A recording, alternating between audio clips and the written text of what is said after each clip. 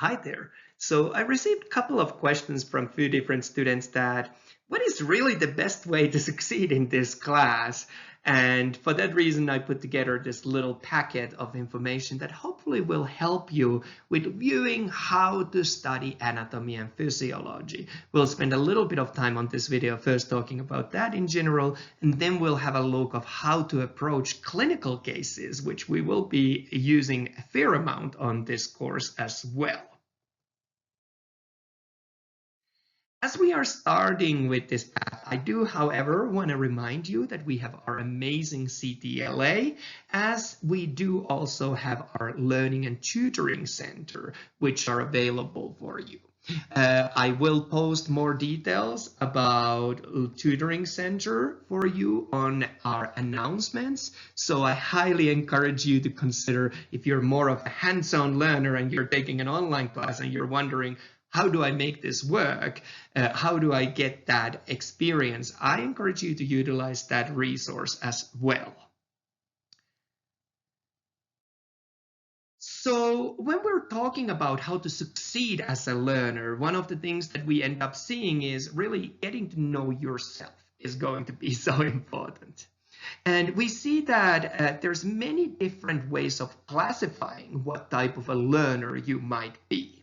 And I think that leaders on the field currently agree that really the way to do this is to classify individuals based on how they approach the process of learning. We want to spend some time exploring what works for you, and that's exactly what we'll do on this activity. I do want to mention at this point, though, that no one is only just one type of a learner. Most of us are a combination of different learning strategies, different styles. Learning is very much not a one-size-fits-all kind of an activity. Instead, we are really a combination of things. So please identify what works for you, capitalize on that, but also consider if there's something that you do not yet fully tap into. Is that something that might be helpful if you try it a little bit more and try to incorporate that to your learning a little bit more?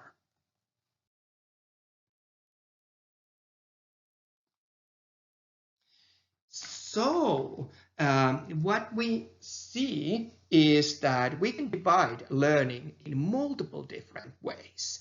And one way to divide that is by talking about us having something known as sensing learners and global learners. And then it becomes important really to identify that what is a better fit for you and see what tips and tricks there might be for your style that you're not yet tapping into. So let's start with our sensing learners. So sensing learners are typically individuals who are very analytical and they like to learn facts and prefer details and memorizing things. And often also our sensing learners are very much of people who enjoy of hands-on work.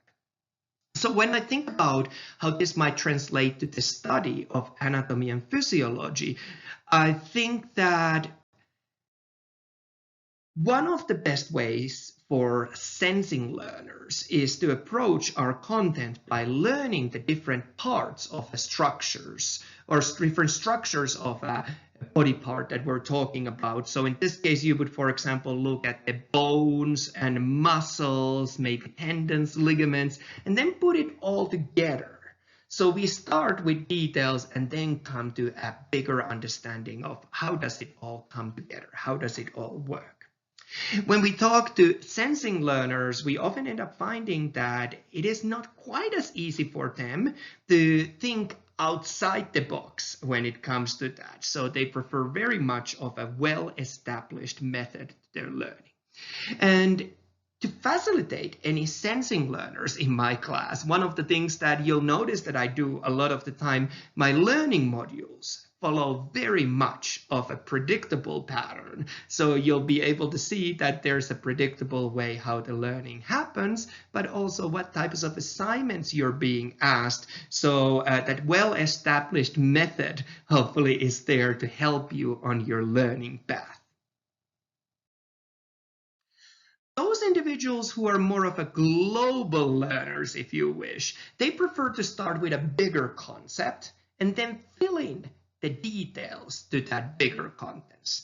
Often when we talk to these global learners, we end up finding that they are very, very quick problem solvers. But when you start asking, how did you come up with the solution for this problem, they might struggle a little bit with verbalizing that or explaining that.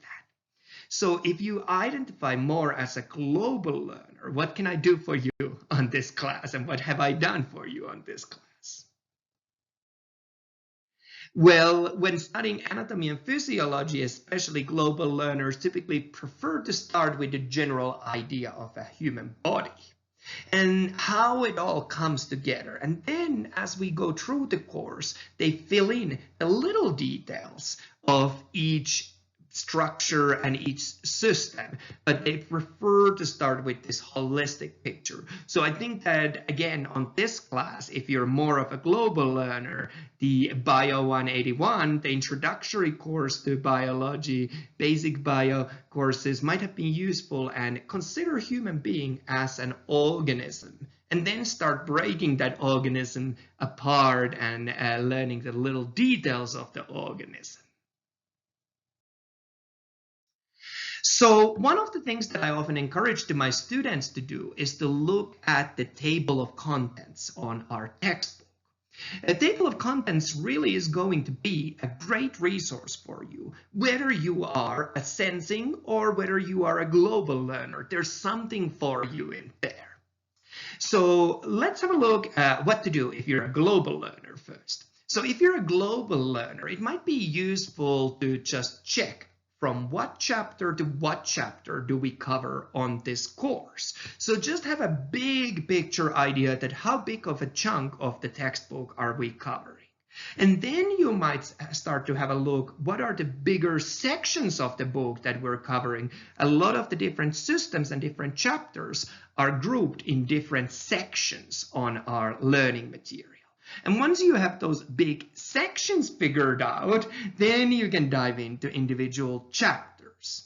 And from individual chapters, we have subheadings that are covered there. And then I would start filling in those subheadings and details in there. So again, these global learners, if you identify as one, consider that big picture idea and then fill in the details.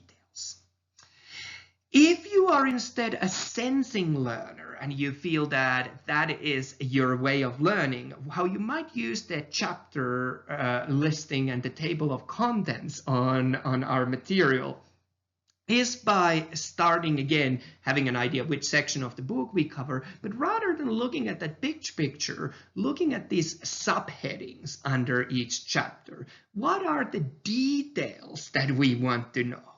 And from those details, you'll probably be able to form a bigger of an idea that, okay, these details all feed in to understanding this bigger chapter. And once you have that bigger chapter idea of what we're trying to cover, let's do that for all of the chapters that we're covering. And that way you'll have an idea of all of the organ systems that we're covering. And once you have an idea of the organ system that we're covering, then you can form that bigger of an idea of how human body works. So again, it is really having that self-awareness, having that idea of what works for me, and then capitalizing on the tools on that. So when I do this activity or this part of the course with my face-to-face students, at this point we would take a pause and look at the notes that we have in front of us. Each one of us takes notes very differently. And I think sometimes it is useful to look at your own notes and maybe even look at your partner's notes and have that dialogue. What's similar? What's different? What does that reveal to you about your learning style? So if you have already taken notes for some of your courses, this would be a great time to pause this video, take a moment of looking at those and see, does something stand out for you? If this is start of a semester and you don't have those notes in front of you, you can think of back to the previous studies that you've done. Were there anything that stands out to you about the way you take notes? So let's think of that for a moment. And And welcome back if you took a break. Now we are back and we're having a look of those notes. What kind of notes are we taking? And at large, we see two types of note takers in our classes. We see people who also often use very graphical descriptions in their notes. We call them visual learners. And then we might see others who use very textual descriptions on the way they take notes. Let's call them verbal learners. So which one do you think that you are more of? Are you more visual or are you more verbal? And if you ended up finding that you are more verbal, well, I have good news for you. Our school system is very heavily built for those individuals who are verbal learners. So we do auditory lectures, we read textbooks, all those sorts of things that feed into that learning style. If you're a visual learner, it doesn't mean that I wouldn't be here to help you every step of the way. I myself am a very visual learner, so I try to offer my students a lot of the time very visual inputs and very visual learning styles. Maybe just watching or that a lecture video, not even focusing as much on the words that I say, might be for you. Maybe reviewing those slides and seeing the visuals of those might be helpful for you. Maybe all of those extra handouts that I provide for you is the way that you learn the best. I try to cater for all learning styles, so take the parts of the material that I provide that work for you. You don't have to dwell on the parts that are not useful for you. So let's compare a little bit visual and verbal learners. So if you're a very visual learner, I think that some of the things that we see is that you probably would use a lot of highlighters, colors, diagrams, symbols, all those kind of things when you're taking notes. And if that works for you, go ahead, capitalize on that. If you are instead a very verbal learner, you might prefer to write descriptions of the content that we're studying. And here's one example of a description, and I'm going to be flat out honest and say that I'm not much of a verbal learner, so it took me a while to figure out what this description really was about. A curved line with every point of equal distance from the center. If you're a visual learner like me, it might be easier for you to consider the same content through a visual representation. And of course, what we are describing there is going to be a circle. So for some people, picture can communicate more than 1,000 words, but for some people, those words are really the best way of learning. So again, find what works for you and capitalize on that. Let's think of another way of looking at our learners. So we can do another division of learners and learning styles. We can consider that we have linear learners and that we have non-linear learners. Maybe you'll identify yourself as one or another, or maybe you're a bit of a mix of two. So let's start by looking at our linear learners. Individuals who are linear learners often prefer to go through the material in a very clear order, kind of from start to the finish. Following content in a chronological structure is easier for these individuals. So let's say if we were taking a history class, probably linear learners would prefer us to start from the past and work our way towards the modern times. So for those of you who are very much of linear learners and are studying of anatomy and physiology, I think you will find it useful that we go through the body in systems. We go one system at a time, and eventually as we've gone through all of those systems, hopefully it kind of makes sense that, oh, this is where our story started and this is where we ended, and actually it all forms a coherent, bigger picture story. So maybe that's your way of learning. Not all learners, though, are linear learners. We also have what we call non-linear learners. And these non-linear learners prefer kind of almost what might seem to outsiders as random pieces of information that they then put together as they move through the studying process. So it all just kind of naturally comes together when finished with the study. And again, if this is your style of learning, I think that in anatomy and physiology, regional approach might be a very good way for you. So we take a body region and we look at all the systems relating to that. We look at on that area, say if we were looking at the hand or looking at the wrist region, what muscles, what tendons, what bones, what ligaments, what neural control, and so on we have for that part. Then you move to a different body part and another body part, and eventually you have covered the entire body, almost as these seemingly random body parts coming together. So again, find the way that works for you and feel free to capitalize on it. In my classes, I try to offer, again, both learning opportunities from all kinds of learning styles.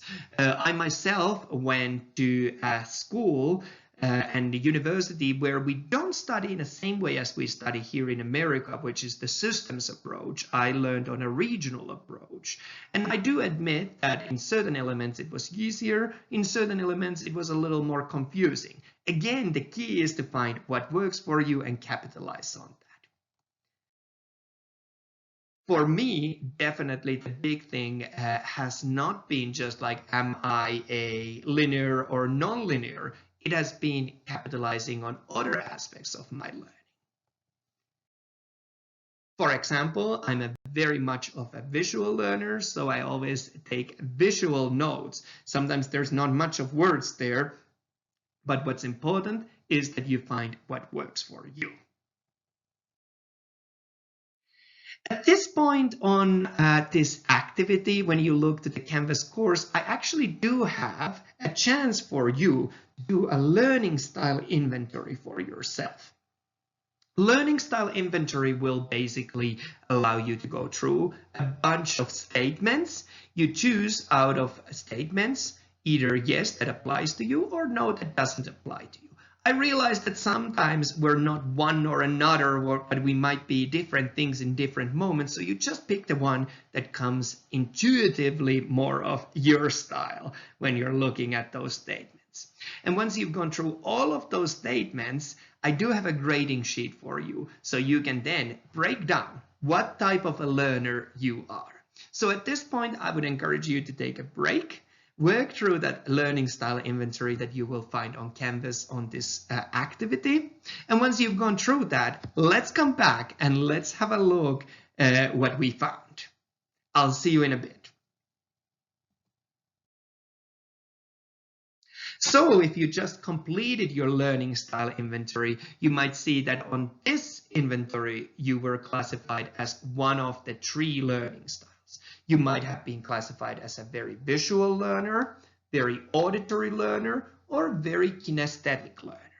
So let's have a look of each of those and try to capitalize on that. What works well for you, and are you doing all the tips and tricks that work well for that learning style? But while we're doing that, I would also encourage you to consider that, hey, if I'm identifying as one learning style, is there another learning style that I can build upon? Is there something that I'm not yet doing that might work for me? So don't just stick to what you know. Also consider, is there something new that I can learn? So those of you who identified as visual learners, let's have a look at what we've got for you. Visual learners represent typically about 65% of our population. Often again, when we look at their notes are very neat and tidy. Interestingly, research has shown us that visual learners are often very, very strong at spelling. And especially reading charts is a strong strength that visual learners are. We also end up seeing, based on the research, that visual learners are often very fast talkers. So if that applied to you, consider, does that sound like you? Well, what can you do if you're a visual learner on A&P classes? Well, there's a bunch of things that you can do. Consider using flashcards. You might also consider viewing, especially the physiological processes that we look at, as animations. YouTube might be one of your best friends. When in a classroom, if you're in person classroom, focus on what's happening on the whiteboard. On online class, focus on the videos, not so much on the just words, but have really that visual input that helps you. You might consider your notes as visual cues for learning materials. So using symbols might be helpful for you. I would really capitalize if I was working with a visual learner on using diagrams, graphs, and charts. While reading might be your best bet if you're a visual learner. It's a very visual cues relying activity. Listening might not so much be your bandwagon, and that's okay. I really encourage you, if you're a visual learner, to focus on visualizing the processes in your head. A lot of athletes do that when they do mental training. They kind of try to idealize, what would I do? How do I excel? So same thing in learning process, same thing in content that we cover in learning content. Think what would work for you. Think of what are the key steps of that learning. Think of what are the key steps of that subject and that content that you're trying to master, and visualize that in your head time and time again. Now, if you were an auditory learner, let's have a look what we can do for you.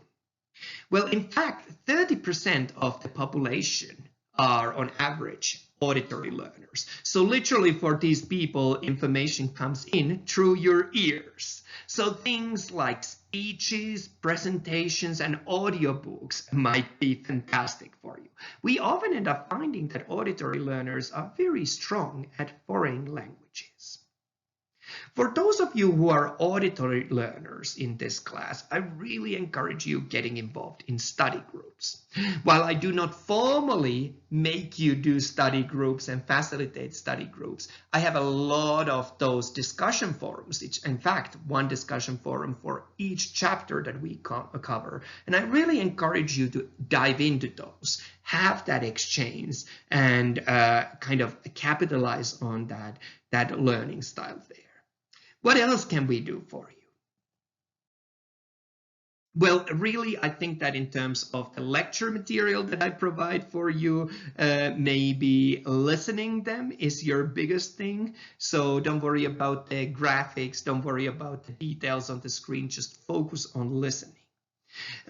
People who are studying anatomy and physiology often end up saying that we have a lot of content to cover, a lot of minute details, and for auditory learners, making rhymes, riddles, or songs that you can hum along might be useful as you're learning the content. Some of my auditory learners also prefer to record themselves or get someone who they can read aloud, or they can have them reading aloud to them. So it's really using that voice. That's the learning style. I even once had a student who recorded the entire textbook, reading it for themselves on a tape, and then listened it as they were doing stuff. Well, times have changed. You don't need to do that. Our e-textbook actually provides you an audio version of the textbook. So let's say that you're one of our learners who have kids and sit long times of time on those school lines. Well, I realized that when dropping off kids, picking up kids, you might not have a chance to go through a textbook. That probably would be rather dangerous if you were reading while driving or while sitting in a car. One of the things that you can do is to use the audio version of our textbook. So we have it available for you already. Consider capitalizing on that.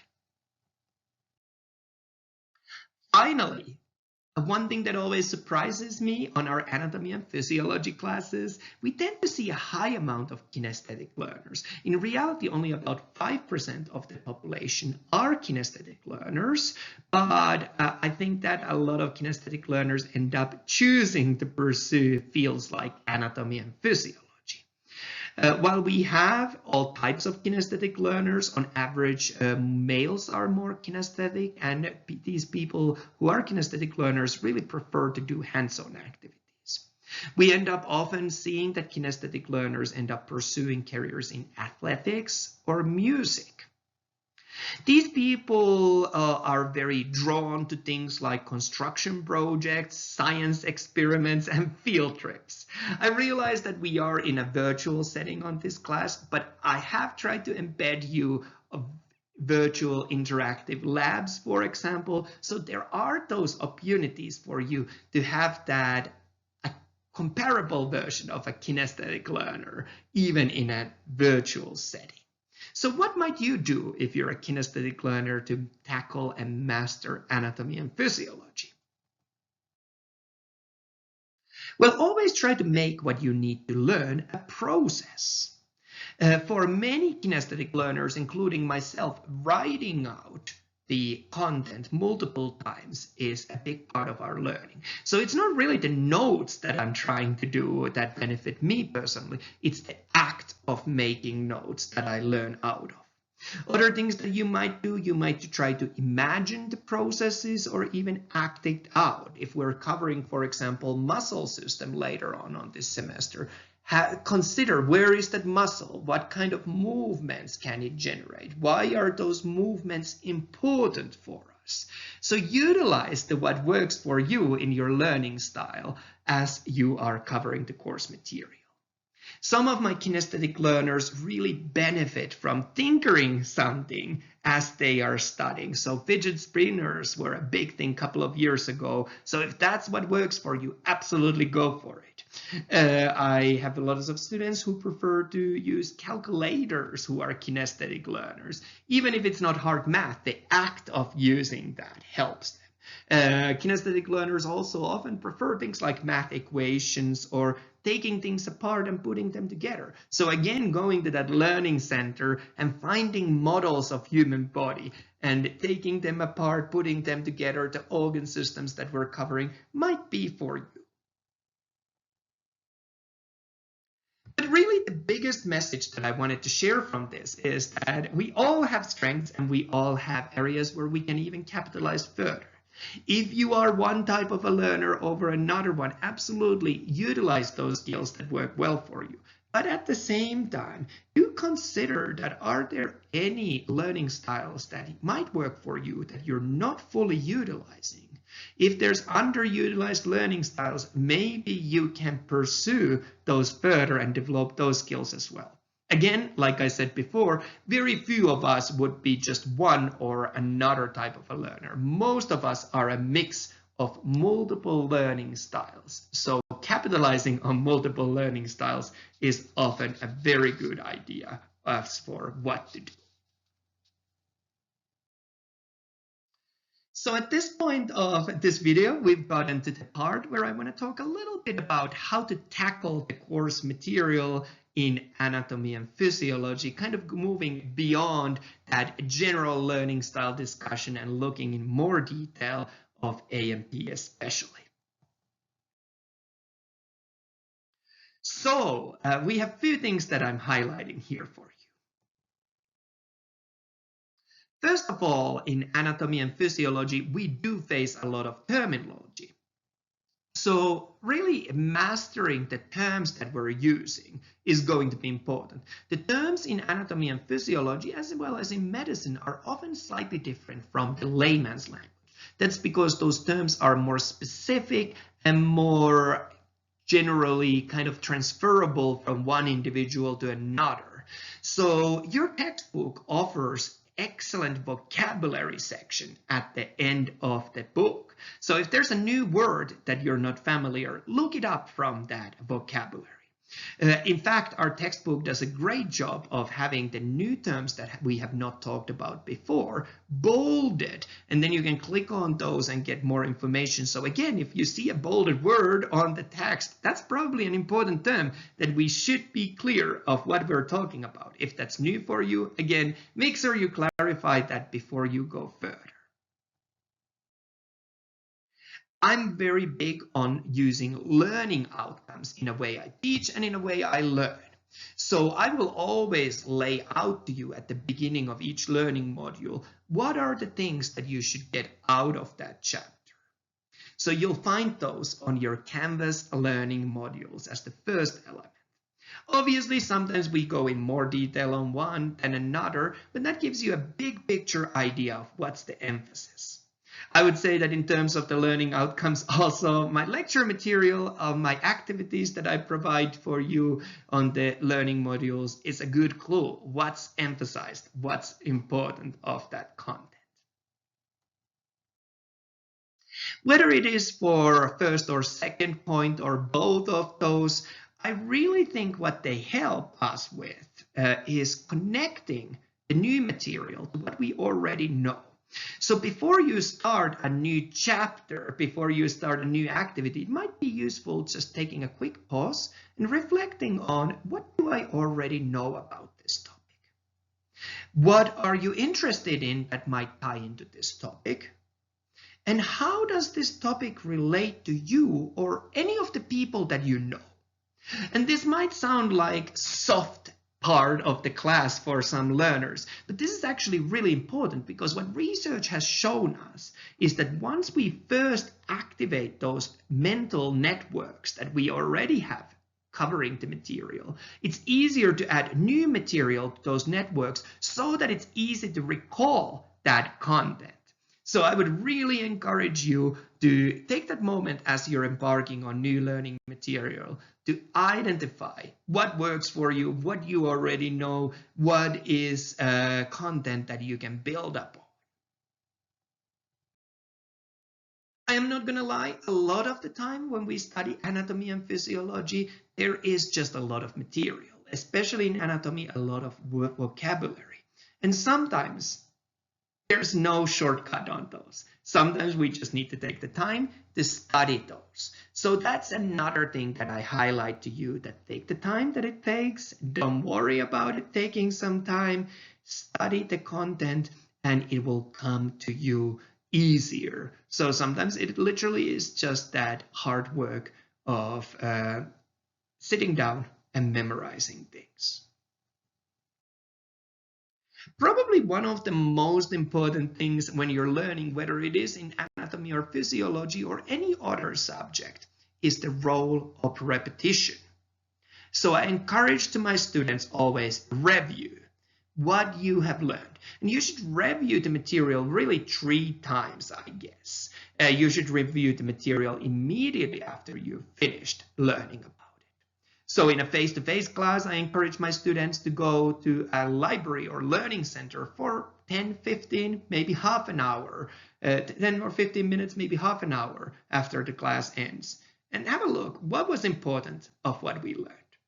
Then you should come back to the material that you learned 24 hours afterwards. And finally, you should come back to the material again a week after you learned it. And in an ideal world, we would keep repeating it every week. As you return back to that material multiple times, that again strengthens those neural connections, that memory of the content.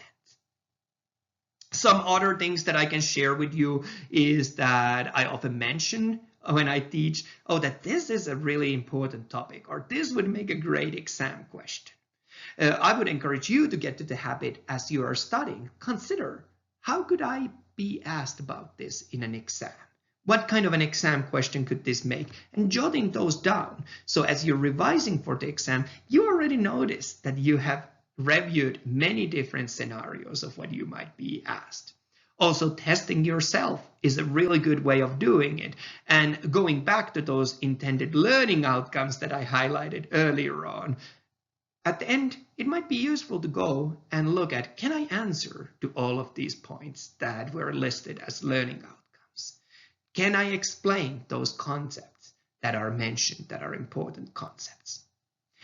Personally, for me, I really, again, encourage having discussions with the neighbors on my class who sits next to you. Obviously, in our online class, that's what I try to offer to you on those discussion forums. Chances to exchange, have dialogues. That's going to help you to master and remember the material better.